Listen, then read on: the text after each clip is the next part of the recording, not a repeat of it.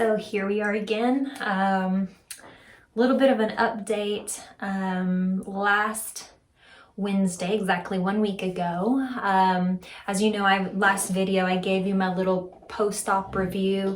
I think I was 6 weeks out maybe. I am now I'm a little over 2 months out now, but I told you in my last video that I had the one side of my breast that just wasn't healing at all, and I showed y'all the little piece that looked like a scab that was over it. And I had told you that we were just kind of watching it. But last week on Wednesday, I started to feel very bad. I can't explain it. I just felt very weak. I felt shaky. Something just felt completely off. As the day went on, that was about 9 o'clock in the morning when I was at work. And as the day went on, my right breast just started swelling up, and as it was swelling, it became super painful to even touch. It was swelling underneath the armpit onto the rib area. I started to get a little bit nauseous. I was super tired. I didn't know for sure if it was what I was feeling was it, because sometimes it does swell up. It depends on how I would sleep on it, and it had times when it would get tender. So I wasn't 100% like caught off by it, but a lot of people have been getting sick with COVID and allergies and everything else going on right now. So I didn't know if what I was feeling was maybe I was trying to get sick or if this was something more. So I just decided to go ahead and take a half a day, and about 11 o'clock, I texted my husband and told him kind of what I was feeling and told him that I was just going to go ahead and do half a day and go home. I came home and I took a nap, and when I had woke up from my nap, by now, I really didn't feel good. I started having the chills, where I was shaking so much that my lower back was really hurting. I was having a lot of pain, like sharp pains in my lower area, kind of like where my ovaries are. Again, I had a hysterectomy December 29th. So, I'm not even 6 weeks out from that. So I thought maybe my area down there, they had done laparoscopic assisted total hysterectomy. So I thought maybe where my incisions were at, where they went in, because I was tensing up so much, was shaking because I was freezing cold. Maybe that's why I was having the sharp pain down there. But again, I wasn't 100% sure what was going on. When my husband got home about 1 for lunch, he immediately went to the store and got a thermometer, because of course we can't find ours. That's how it always is when you have kids, I guess. You just never can find what you need when you need it. So he went and he got a thermometer, and when he came back, we took my temperature and I was running 102.5. So I immediately called my doctor, told my doctor what was going on. They made me an appointment for my breast surgeon, plastic surgeon. She made me an appointment for 9:30 the next morning. But I decided I needed to do something, so I got in the shower and I took a really cold shower, and I was able to bring my temperature down to 100.5. But it immediately spiked up again to 102.7 after 30 minutes. And again, I was just in so much pain at this point. I don't ever cry from pain, but I was crying from pain. Again, uncontrollable shaking.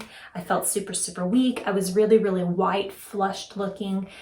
So I couldn't get a hold of anybody that could tell me anything from my plastic surgeon. So luckily I still had my original breast surgeon that did the original skin and nipple sparing mastectomy for me. I still had her cell phone, so I took pictures and sent her over what was going on and about the timetable and what I was experiencing. And she said she would partner with my plastic surgeon and get back with me. I kind of went out of it for a little bit. I guess at some point my husband picked up the phone and started a conversation. And so about 4 o'clock, my husband told me we're going to the ER. So we loaded up and we went to the emergency room. We drove about an hour because we are south of San Antonio, about 45 minutes, and they wanted me to go up to New Braunfels. So we got ready. I drove up to the emergency room and checked into the emergency room. And at that time, I was still running.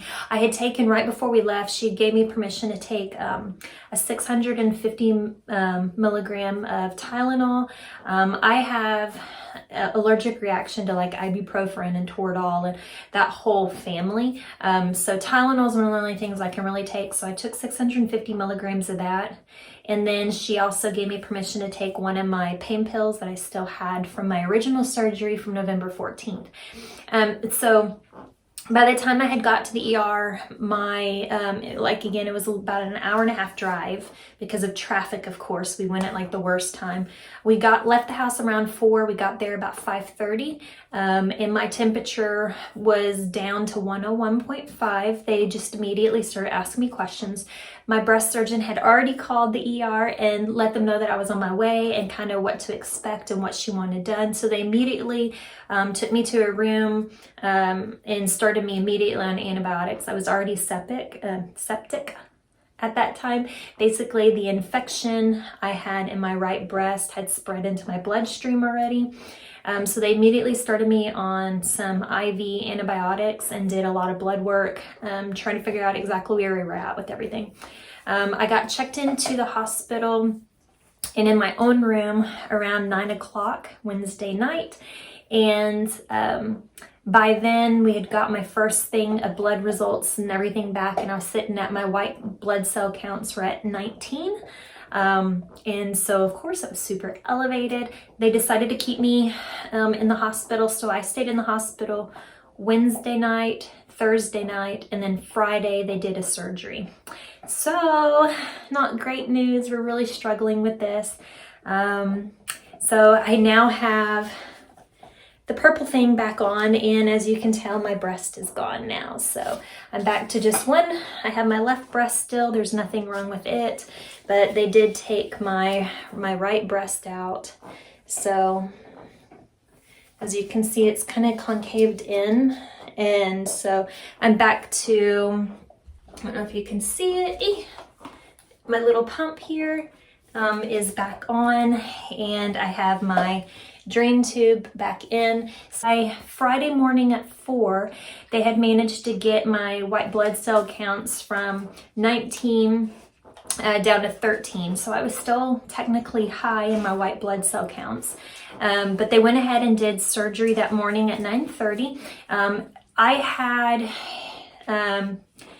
where the nipple used to be, there was that one scab that was on there that just wouldn't heal. What had happened is, as the breast had enlarged from the infection, it actually tore a hole at the bottom. And so you could actually, by the time I got to the ER, I had an opened wound where you could actually see through the breast and you could see the implant. And then of course it was all yellow.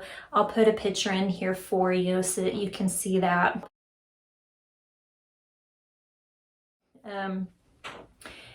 But by the time I started antibiotics, I started to feel 100% better. They were able to get my fever under control. Surgery went well. And so what they did during surgery is they cut that bit of skin off and then went in and just really flushed out all the infection. And then they sutured it, or took the implant out, cleaned it all out real good, and then sutured it back closed. So I still have the skin flap, the extra skin right now, but I will go see my plastic surgeon actually tomorrow for my 1-week checkup. So I'll give you more information as I know more information, but as of right now, that's where we're at. Yay.